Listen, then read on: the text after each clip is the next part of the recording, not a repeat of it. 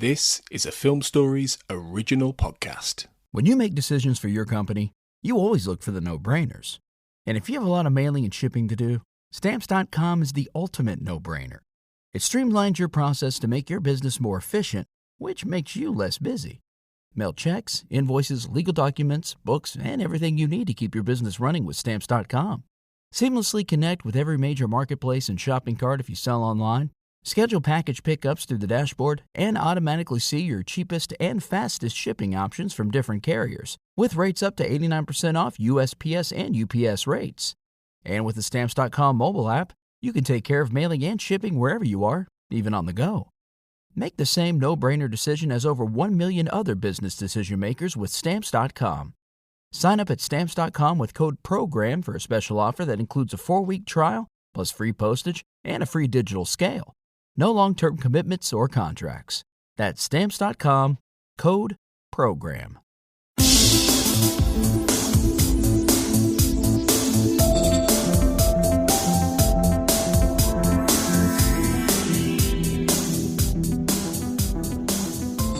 Welcome back, everyone, to the Xcast. The truth is in here. I'm your host today, Carl Sweeney, and I am joined by Tanya Hernandez. Hi, Tanya. Hello, how are you? I'm very well, thank you, and I'm eager to look through the listener feedback about the third episode of Season 11 plus one, which is what we're here to do today. Yes. But before we do, Tanya, I mean, how are you finding Season 11 so far? You having a good time? I'm pretty impressed so far. I mean, I enjoyed the first one. I loved the second one. I am over the moon about this third one. So, like, it's a complete 180 turn from Season 10, which I liked Season 10, but yeah, you know, it didn't really have an impactful episode until Weremonster, but so far, like, it's been hitting all cylinders for the first 3 episodes, and then we still have, you know, like 7 more episodes to go, where it can only get better, and maybe, hopefully not, but if there's at least one dud later on, I mean, you still get 9 episodes that have been really, really good so far. So I think the season's doing a much better job this time around, and I think having the length of time, having a longer episode list definitely helped. I had always said that they needed 10 episodes when Season 10 came out. I felt like 6 was way too short. But yeah, this one, I think the show's doing really good so far. Yeah, it's exciting times, isn't it? Well, let's see what our list is made of plus one then, which of course was written by Chris Carter and directed by Kevin Hooks. So the first one I'll read out is from Sophia Inez, who says, "Yes, yes, yes. Good story, great acting, and amazing sex. Mulder's smile when looking in the mirror is proof." Yeah, so obviously the very strong suggestion that Mulder and Scully got it on in the bed in the motel. Jillian posted it on her Twitter. If that means it's canon. It happened for sure. I think it did, and quite possibly again after the Twice. end of the. Yes, twice. At least twice. At least. So what do you make of all that then, and like the bed scene, like the conversation on the bed? I thought it was great. I know a lot of people were like, "Oh, it's clunky. It's too long." To be honest, like, we haven't had them be that personal in ages, and considering that this is like they've been partners for so long and they've been friends for so long, and then, you know, intimate at a certain point that we knew about but would never, like, we suggested. I think it's a conversation that needed to happen on screen for our eyes. It wasn't flowery or anything like that. It wasn't like The Notebook. Like, I don't want my Mulder and Scully to be like a Notebook scene. Like, that's absurd, you know? Yeah, he brings up, like, government conspiracies, but that's Mulder. It's like, you know, like, that's always in the back of his mind. So I didn't have a problem with it. I thought it was very nice. I believe one of your other co-hosts 2 episodes ago, when you guys were talking about the Mulder and Scully dynamic, she mentioned that, you know, it's it's a shame that when Scully mentions, like, maybe you could fall for someone younger, and Mulder makes a face, like, are you kidding me? Like, Scully's face was turned away. So, like, had she been facing him, that conversation could have steered in a different path. But I like that, she has these fears in her, and people are like, oh, how could she have, like, these are things that people have concerns about even in their late 40s, early 50s. So, I thought it was a good conversation. I'm surprised that it was done so well, considering, sometimes Chris can be a little iffy with things like that, and his reluctance to make them a couple, which, people were surprised by too. But I loved it. I thought it was really sweet. And boy, man, I was so happy. I didn't realize how happy I would be to see something like that. But, after all this time, like, it's about time to see them have a little joy with each other, Yeah, I thought both actors did a really good job with that scene, you know. I've seen quite a bit of back and forth about this scene online. Some people really didn't like it. And I guess, like, the only issue I kind of had is when they get into the stuff about having another child, and it sort of seems like they're kind of simplifying some of the history of the series a little bit. Do you know what I mean? There's kind of a balance between they don't want to go into all the detail about what went on around William. Right. So I guess for long-term viewers maybe might take issue with that, but it didn't bother me unduly, like, overall, And then, I think also too, because the fact that we as the audience know the big twist from My Struggle 3, that I think subconsciously it's bothering people about this conversation, but you have to remember they don't know about that. That's it, yeah. So they're still in the mindset that is, Mulder and Scully's child, like that they had that child together. So I mean, obviously we don't know what's going to happen later if something changes with their knowledge of that information, but I didn't have a problem with it. I thought it was fine. I feel like this conversation was way better than the most cringeworthy was My Dearest Dana letter. Oh yeah, that's no one. Yeah. Oh god, I was like, really? I was like, he would never say that. So, I mean, I think this was true to the characters. I think this was a truer conversation to their characters than they've had in a long time. All right, let's move on. So, Daniela Marlitzis says, very good Monster of the Week episode, and Karen Conoval was excellent. But Mulder just stops at a random door in the hospital, and that just happens to be the suspect. Bit too easy. Bit too easy, I think. I have issues with the bed scene too. Scully's insecurities really surprised me. Well, I mean, we've talked a little bit about the bed scene, but what about Karen Conoval then? Because I was actually fortunate enough to be able to talk to her a few days ago, and I think by the time this episode goes out, people will have heard that interview. Wow. But she was really nice, and in the episode, I thought she really knocked it out of the park. But what did you think? I couldn't say enough about her. I actually tweeted at her a couple times how fantastic she was, and she graciously replied, and I'm like, oh my god. But yeah, I thought she did fantastic. You guys, you yourself have made comparisons of this episode to Home Again, which I definitely see, because Home Again it had an X-File, but it had a more personal story about Scully and her mom. In that episode, I loved the Scully stuff, but I really did not like the X-File part of it. Whereas this episode, actually, I loved both parts of it. I loved the Mulder Scully stuff, and the X-File itself was actually really good. And it was a traditional X-File. And I think the biggest reason that it pulled it off is because of Karen's performance. That Band-Aid Man stuff, I was not feeling it. And, props to an actor and stuff, but I barely remember that monster, quote unquote.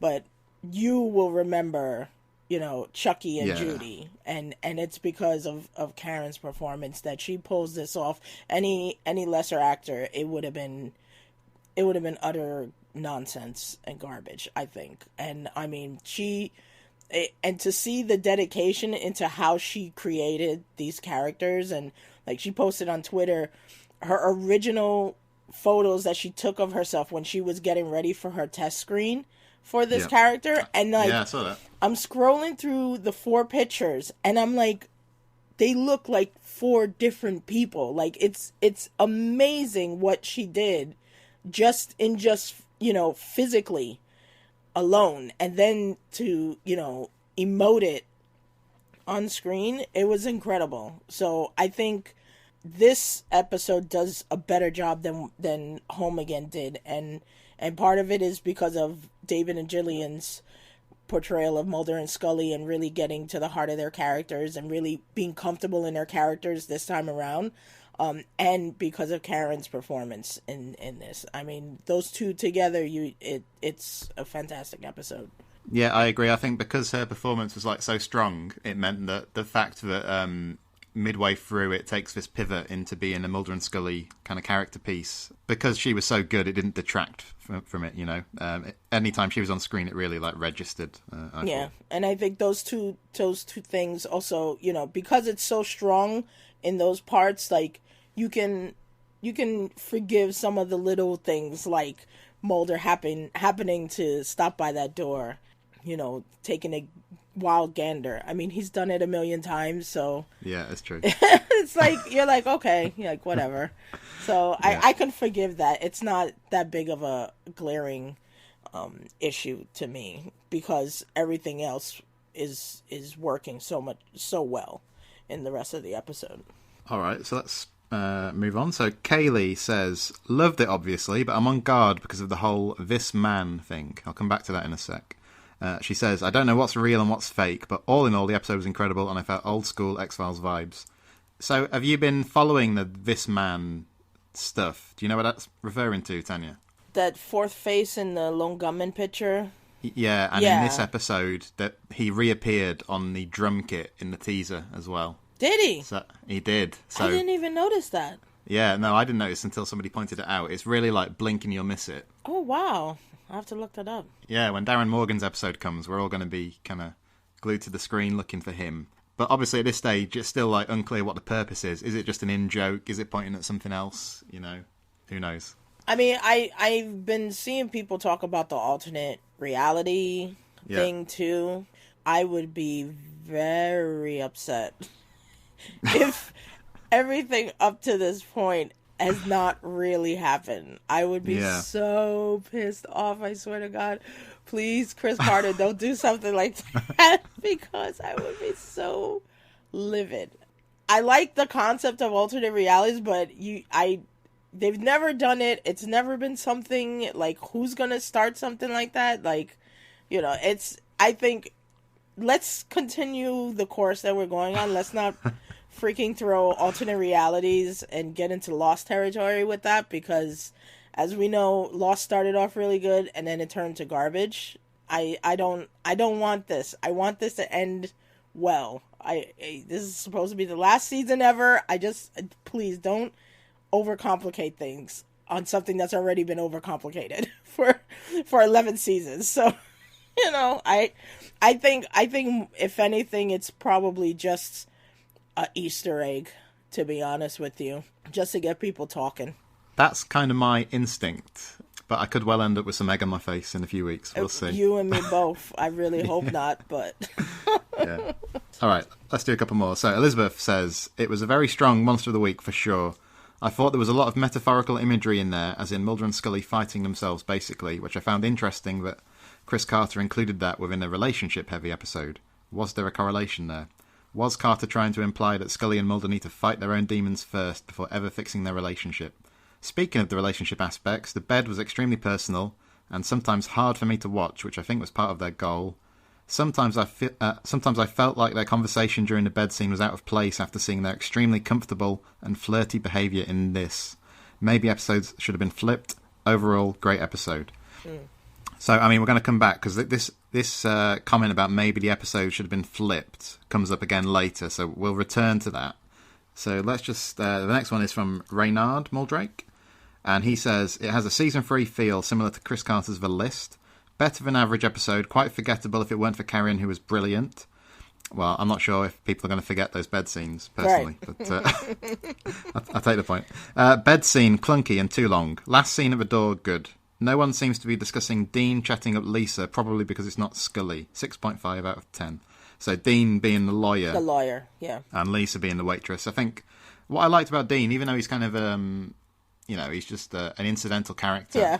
Yeah, but at least we got to see he was really aggrieved that the young man had killed himself. Yes. But then we also saw the other side that in the diner, yeah. In the diner, yeah, he was a bit of a sleazeball. So yeah. At least we got to see a couple of facets of his personality. Yeah, I mean, I don't think there was a problem with that scene because they know each other. Yeah. Because it's established that he's a regular there, so she knows him, and she knows how flirty he is. That's not a Me Too reaction is needed for that. That's I hope people aren't going to be like, oh, I can't flirt with anybody, not like that. I hope that was not the insinuation there, but yeah, it's established that he's friendly with her. He's a regular at that diner in that town, so she obviously didn't have a problem because she just gave it right back. She wasn't disgusted or anything like that because she knows him, they know each other, so there's probably a banter they have with each other. So I didn't see anything wrong with that. I did like that you did see, he's typical smarmy lawyer, but that he was genuinely, it seemed to me that he was genuinely upset that his client, was killed under in a jail with his hands cuffed behind his back. That, and especially with the whole idea of police brutality and stuff like that. Yeah, I could see. I'm glad to see that they showed him, react to that. But he has that other side where he's like, hey, come check out my swords, and he had the nice house.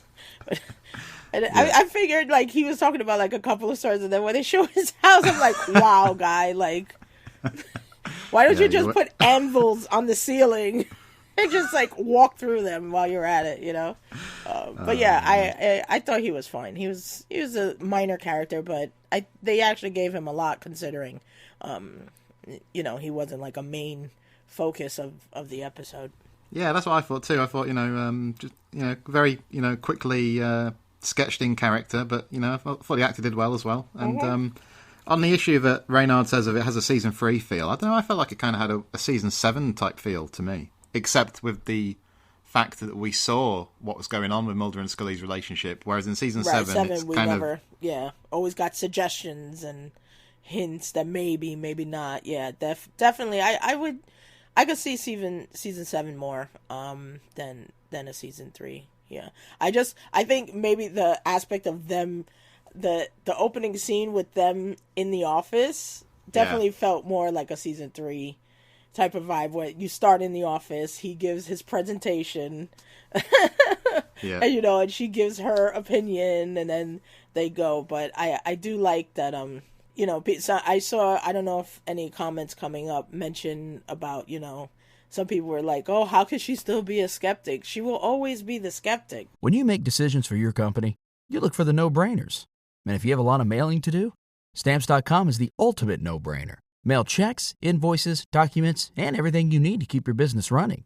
Get rates up to 89% off USPS and UPS. And with the mobile app, you can take care of mailing on the go.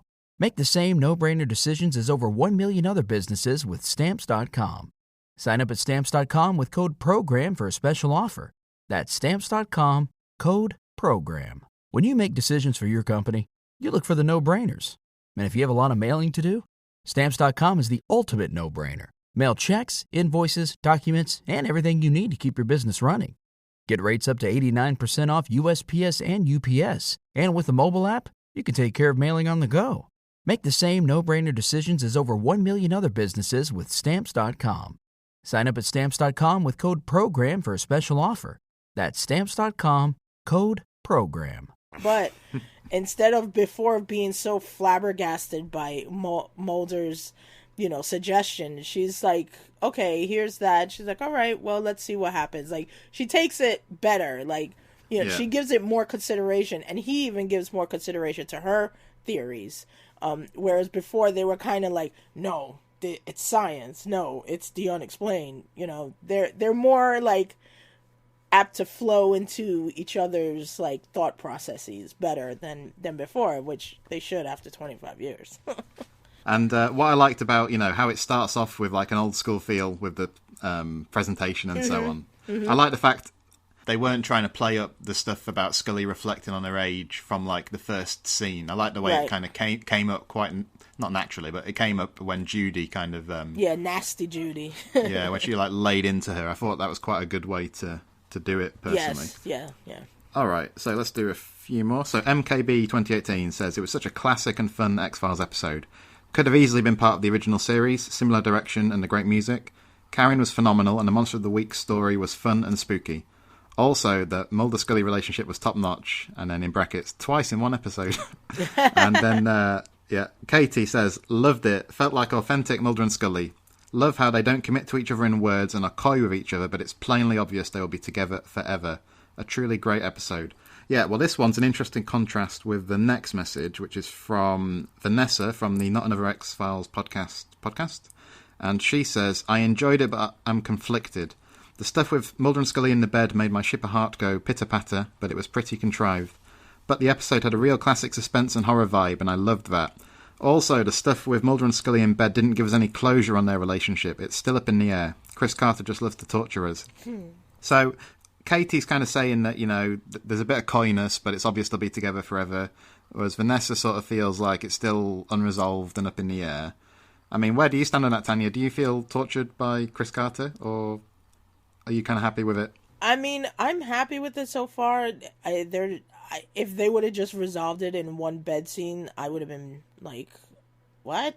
Like, this obviously is something that's been going on for a while. I mean, we saw it in I Want to Believe.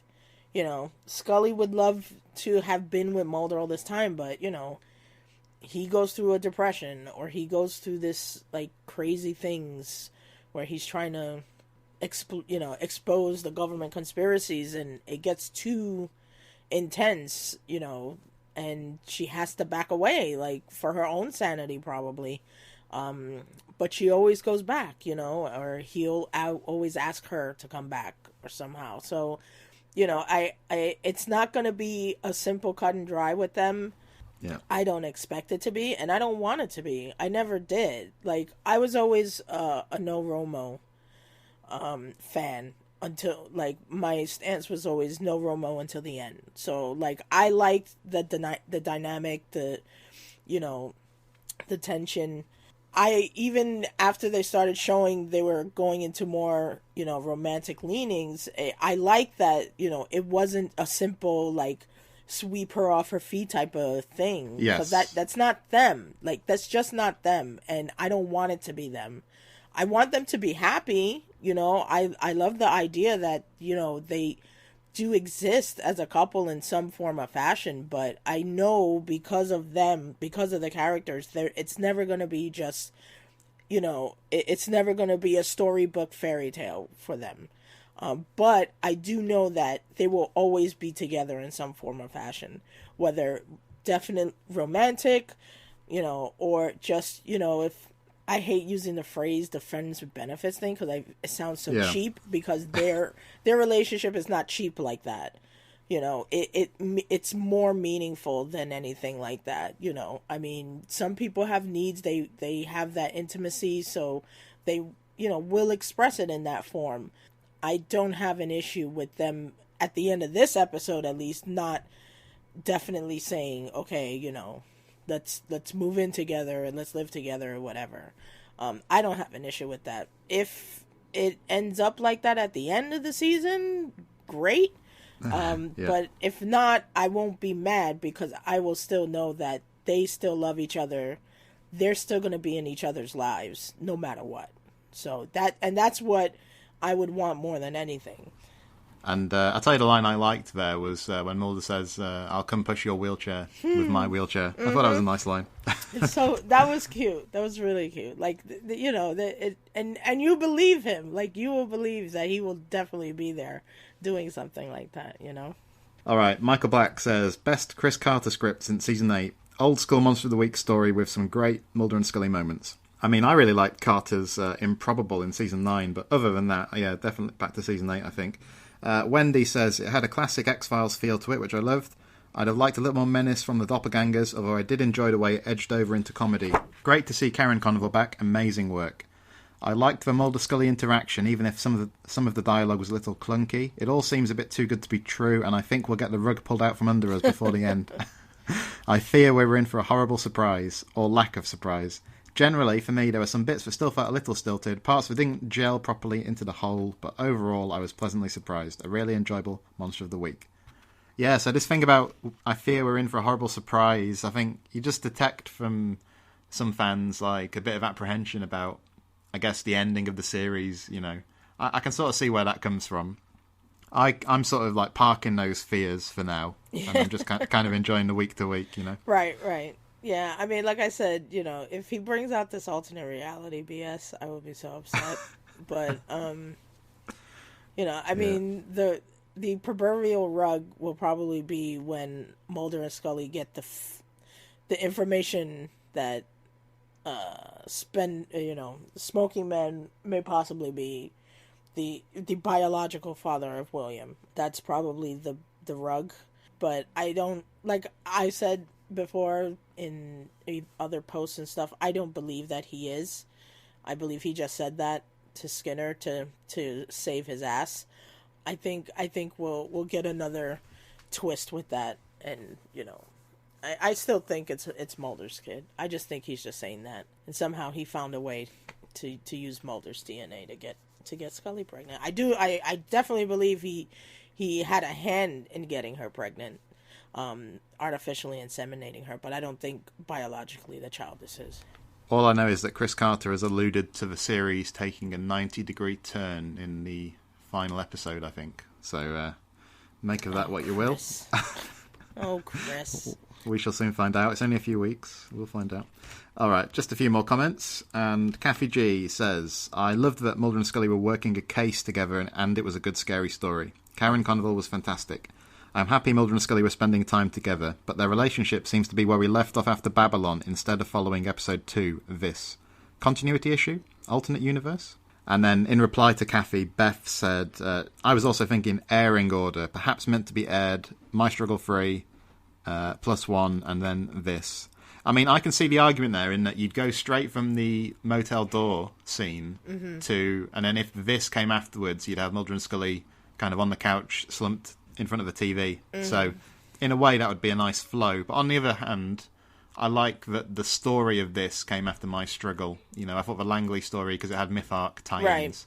Also the fact that Scully mentions in this that it's been several weeks, couple of weeks since they spoke to Skinner, since the hospital scene. I think that alone places it in the proper spot. Because you wouldn't, after everything that Scully went through, you wouldn't think that they would be on a case this fast, too. Yeah. You know what I mean? So that if +1 came second after My Struggle 3, people were like, she's already on a case? I could hear the fandom, she's already on a case? She just had a seizure, blah, blah, blah, blah. So, like, the placement of this actually fits better than anything, only because it gives that gap of her recovering, and then, you know, kind of, because they were kind of in, like, regular clothes, they weren't in work clothes, so it shows that maybe they took a break, despite, you know, the confrontation Skinner and Mulder had. He probably was like, take a break, you know, and then they're probably just lounging around, chilling and stuff, and then, you know, after all of that shenanigans happens to them, he's like, okay, get back on a case, you know. Yeah, no, that's what I thought after seeing this. And then, but I suppose you had the stuff as well where she talks about our home to Skinner in this, and then here it seems a bit more ambiguous, isn't it? So yeah, they never make it easy for us to deduce what's going on with the relationship, I suppose. I still think she has her own place, to be honest with you. I don't think she's living there. I'm sure she has keys to that house. You know, it's one of those things, just like with I Want to Believe, that, you know, she would go there, spend some time with him, and then she'd go back to her place after whatever gets her, like, frustrated She's like, all right, I need a break from you. So I think, they're just in the more comfortable phase, of in this time period that, she's just there having dinner, hanging out, watching movies with Mulder, whatever. But Yeah. I would imagine at that point they're not in the intimate part right there, that takes place obviously in plus one. Yeah. Like I said, they're always going to be together. It's not always going to be, the Notebook. I sort of took it that Scully probably just like convalesced and recovered at Mulder's house. Right. In this. Yeah. And on some level she still thinks of it as their home. Yeah. Yeah, and then maybe in one of the upcoming episodes we'll see, if that's changed, and whether she does move in or who knows, we'll see. All right, just 2 more comments. So Cortland says, I thought the acting in this episode really carried it. I liked the premise and plot, but it wasn't as deep as I hoped it would be. I think the potential that it's aired out of order has some merit, particularly with regard to Mulder and Scully and their place in each other's lives. Yeah, so, I mean, I can imagine a lot of people going back and rewatching plus one before this, judging by these comments. I think some people might be happier that way. Right. And just finally, from the 1982, who says, didn't love everything, but it was solid. I'm hearing it was the weakest of the Monster of the Week episodes sent to critics, and that excites me. Well, yeah, I heard something similar in that I scanned a few reviews from people who'd been sent the first 5 episodes. Right. And I saw some people say that episode 2 was the best. I saw some people say that episode 4 and 5 were the best. I didn't see anyone select plus one. I mean, what that means is that if episodes 4 and 5 are better than plus one, they're going to be very good indeed, aren't they? That's encouraging, because I've avoided seeing any commentary from critics about what they, even if they weren't putting spoilers. I didn't read anything. I think I might have read one thing. But if they're saying that 4 and 5 were their favorites and the fandom is going nuts over this one, I am over the moon. I cannot wait to see what else, because then that would be like 5 episodes in a row that are really good. Like, are you kidding me? Like, that's amazing. There hasn't been like a consistent flow of episodes since like what, 4 or 5, season 4 or 5. That would be incredible. That would be incredible. I don't even know, like, obviously we know the next one is Darren. I don't even know what episode 5 is about. I don't even know what's going on. This is great. I'm so happy right now because my show is just killing it right now. And I know I heard something about like the views have not been as high. But I don't even care. I feel like I would be encouraged to see if the actual numbers started going up. That would be awesome, because usually it's the number is really high and then it goes down. Yeah. So that would be cool if the numbers start going up, but it doesn't even matter, because it's just like I'm just enjoying it because this is my show and this is what I want to see. And I just want to see it just put out good content. Like, I just want to see good stuff. I just want to see good Mulder Scully stuff again, Yeah. And especially if it's going to be the last time, I mean, I just want it to be good. And I'll be happy, Yeah, I think it's really exciting times, and I just hope this little streak they're on. I mean, wouldn't it be great if it continued all the way to the end of the season? That'd be brilliant, wouldn't it? Yeah, we got Darren Morgan's episode next week, and then it's a James Wong episode the following week. So lots and lots to look forward to.